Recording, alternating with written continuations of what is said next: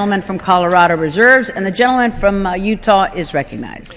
Pleased to recognize another member of the Resource Committee here who understands this issue very well. Gentleman from Colorado, Mr. Coffman, for 3 minutes. Gentleman is recognized for 3 minutes.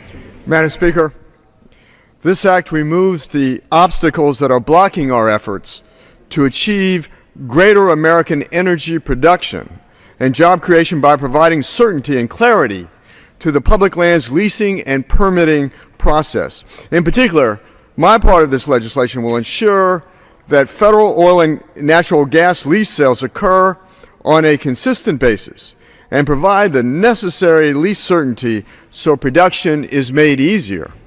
Currently, there are roughly 1,631 outstanding projects on federal lands, including lands in Colorado, which have been delayed over 3 years. Federal regulatory delays to these projects prevent the creation of over 60,000 jobs. We have endured several years of over 8% unemployment. Over 12% of our veterans who have served in Iraq and Afghanistan are still out of work. The fact that we are not fully benefiting from the employment and financial potential of our energy resources is simply wrong. The President often boasts about his energy record, but this administration regularly delays and blocks leases. In fact, BLM only approved 11 oil and gas leases in Colorado in 2011, where in 2006 there were 363 approvals.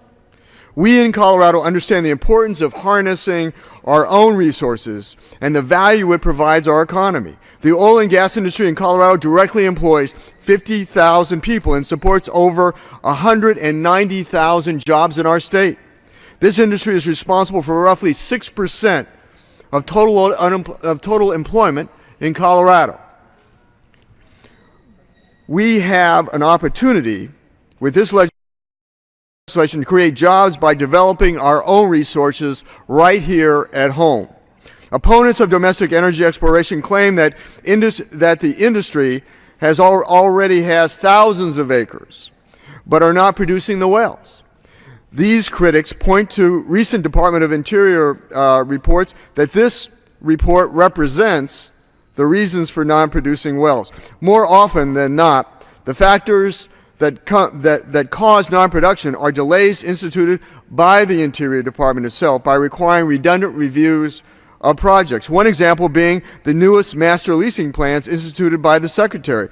Delays also occur because exploration companies do not have full information as to the capacity of production on the land until after the lease sale is finalized.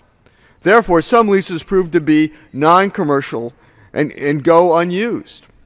Although industry has already paid the government thousands of dollars in fees for the opportunity to explore, many times they receive no economic benefit and the risk is entirely on them. Additional minute. Let me also be clear, because this fact is largely missed by the opponents of this legislation. Only lands that are already approved by BLM for exploration can be nominated by industry.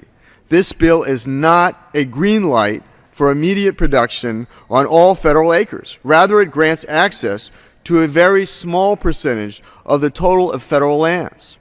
As a Coloradoan, I respect the need to preserve our wilderness areas, but I also understand the need to responsibly capitalize on our vast resources in order to get people back to work.